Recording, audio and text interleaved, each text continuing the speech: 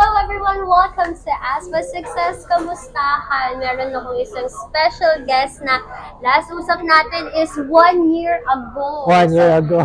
Correct. Ang pabagat niya is an Amazon VA scientist, parang mga ganon. Let's see. After 1 year, kamusta na ang estado niya? And ano na mga pinag-aabalahan niya? So, JP, can you introduce yourself again? And kamusta ka na? Hi everyone. Good morning, good evening, depending sa time zone nyo. So, hi Ninya ulit again. So, ayan, excited ako. So, ikwento sa'yo kung ano na nga ba ang naging status ng life ni Kuya JP na lang, no? Kuya JP, mas kaya Kuya JP. So, Amazon itself, no? Kung napanood nyo yung part 1 ng testimony ko, is si Amazon Nation PH is siya yung nagbukas ng pinto sa akin para to enter freelancing kasi wala talaga akong kakilala at that time. So, yun, nakwento ko yun sa part 1. So, hopefully, mapanood nyo yun. So, currently, ngayon naman, si Kuya JP is venturing into another business or ibig sabihin yung naipon natin. So, can you imagine in less than a year? So, nakikita ko kasi example yung platform ng Bean, gaya ng Wise, is nakikita ko yung transaction ko, no? Umabot na ng 1.2 million. Ay? So, totoo ba? Yes. Ilang years yun?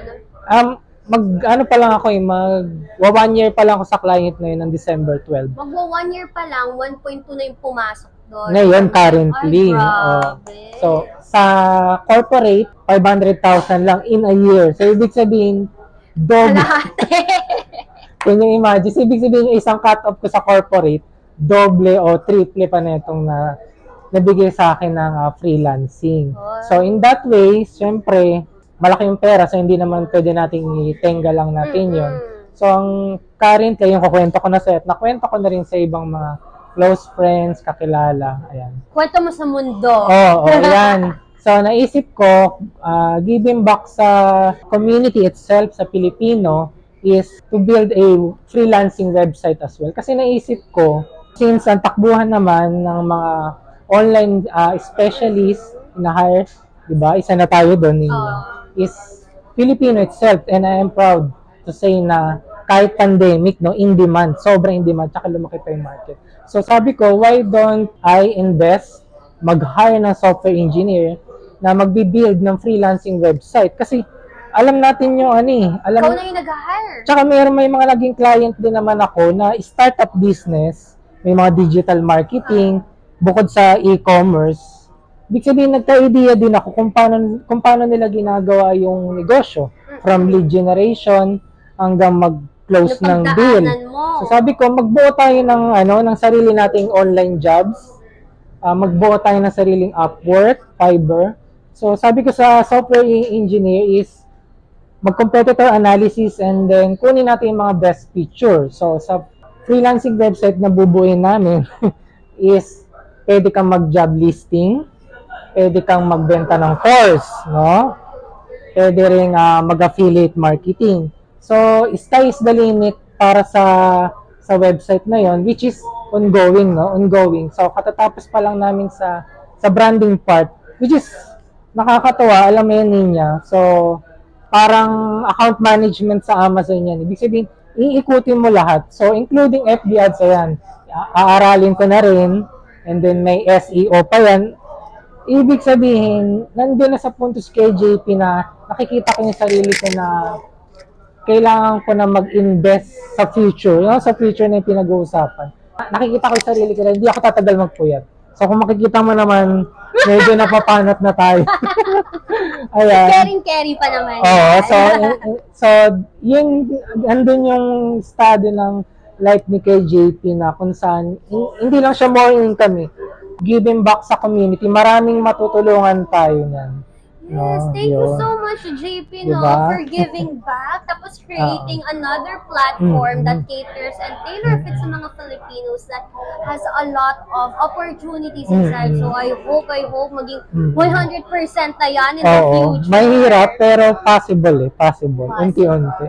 So, lahat yan, yung business venture mo, ay unti-unting nabuo. I want to know, paano mo nabuo siya? And ano yung mga, syempre, may mga finances kang i-invest dyan na capital. Nako. Saan pinanggalingan yun?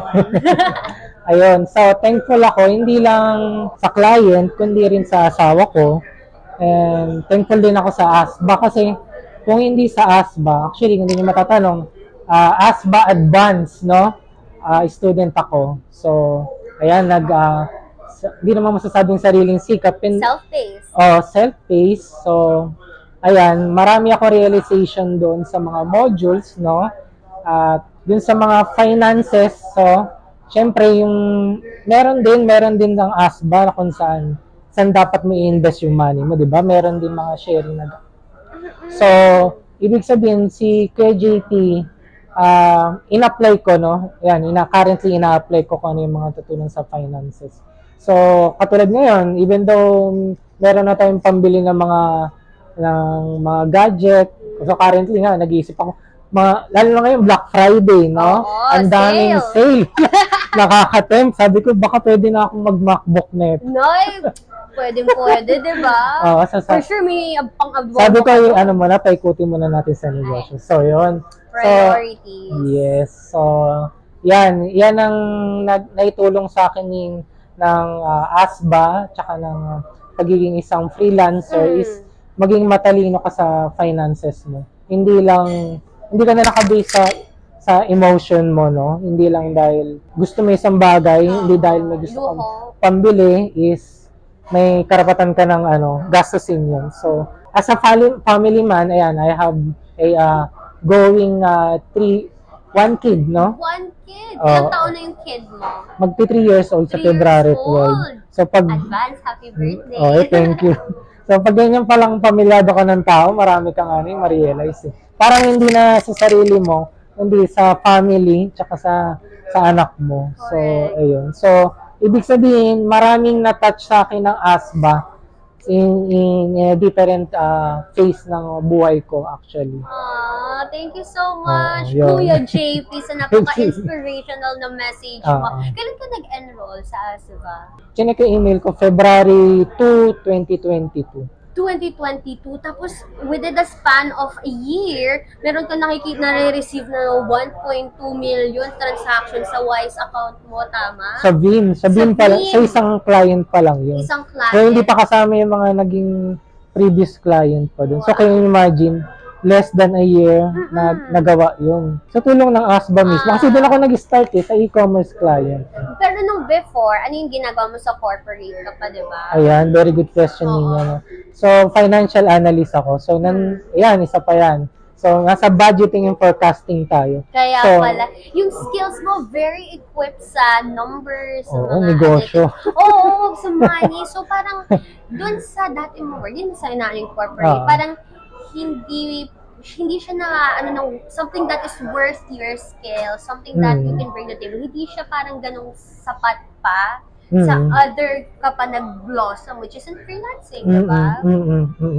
Actually, corporate world, marami din naman na naitulong yan, no? Pati sa finances. Yes. So, in terms ng experience, no, yan, masasabi ko rin sa mga gusto mag-start na or mag-shift into freelancing is lahat tayo may experience na. So, never forget about that. Kasi usually, nararamdaman ng mga taong mag-enter sa freelancing is wala silang experience, which is a myth. Hindi totoo yun. Lahat may experience. Kailangan mo lang i-leverage. Kahit galing ka sa corporate world, sa computer mo pa rin naman ginagawa yung trabaho. Pagdating sa freelancing, sa computer pa din naman. Doon pa din. So, virtual pa rin. So, kaya hindi mo dapat sabihin na wala akong experience. Na yun yung maghihindran sa'yo na hindi mag-start, no? Lalo na sa freelancing journey. Correct. And actually, nasa diskarte din yun, no? How would you present yourself? I-align mo yung dati mong skills or kahit yung mga usually ginagawa natin sa bahay. Nasa diskarte mo on how you're gonna be creative on, diba, sa kasi usually nila, kaya nahihirapan sila sa resume nila, portfolio, pinipili nila yung experience na ilalagay nila, which is hindi ko sinasabing mali, pero hindi ka dapat mamili. Lahat yan na experience mo, ilagay mo. Kung nag-online selling ka, ilagay mo din. Kasi hindi mo alam kung sino yung kliyente na matatouch mo. At yun pa yung magiging connection nyo. So take note, hindi lang puro technical pagdating sa interview. Ayan, nag-a-add na ng topics kay JP. So minsan, katulad nito, kami ni Nina, nagkukwentuhan na lang, no? Yan naman yung sa seduction. Oo, totoo yun. Ay, gamit na gamit yan sa interview. Yes. Oo. Pag interview, no? Two-way yan eh. Bago ako mag-interview, pag bagong client, manunod muna ako ng Art of Seduction module para may bala akong client. Oo, yan. Kasi sabi nga two-way interview. Sabihin, kapag hindi ka nagtanong, siya makakaisip, binibigyan mo siya ng time na magtanong sa'yo ng technical. Unlike ako ginagawa ko, tsaka base na rin sa Art of Seduction, no, na natutunan ko dyan sa ASBA, is mag-isip ka rin na itatanong mo sa kanya. For example, how was the culture of the company? Ano yung culture of leadership? So, ibig sabihin, kung 30 minutes lang yung interview nyo, so kakain ka na ng time ng 10 minutes o 20. So meron na lang siyang 10 minutes. So in that way, yun yung magiging edge mo para mapa-oo siya, no? Nice. Diba? Tatata ka sa kanya. Correct. Yeah.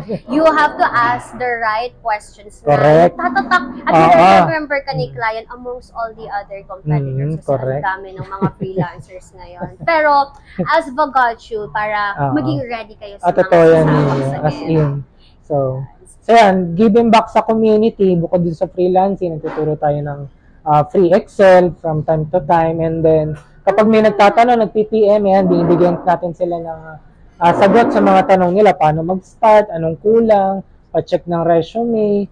So, ayun, unti-unti, nabibless tayo. Sobra-sobra na yung blessing. So, now, in a summary is, eto na si JP, nag-share na, nag-give back na sa community. Correct. Yun, and by the way, ganyan ang mga people talaga sa community natin. Like Kuya JP, giving back and helping others. Sharing. Can you share to us, iba para magkakaroon ka ng workshop about Excel? Ayan, ito naman Excel. Important yun, guys. Sa Excel naman, ayan.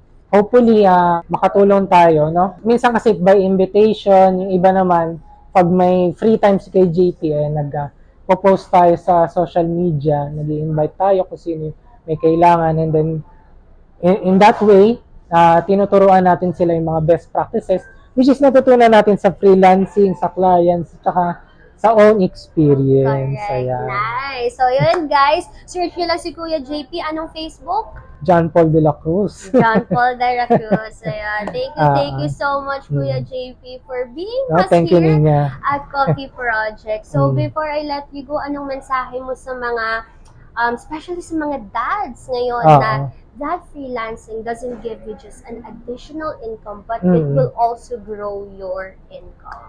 Ayun, sa mga dad katulad ko is, this is an alternative way.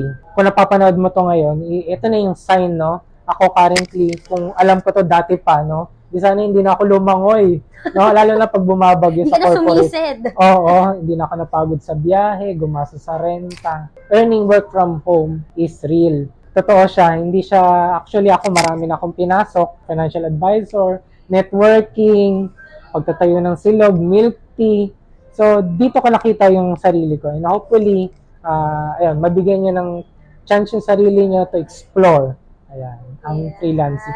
Especially sa ASBA. Yeah, thank you so much, Kuya JP, for that inspirational message. And sana na-empower kayo, especially sa mga dads na gusto talagang may mga future plans sa kanilang mga family. Ito na ang iyong sign. So my last question to you, Kuya JP, are you a proud ASBA member? Oo naman, Nina. I am a proud ASBA member. Yes, and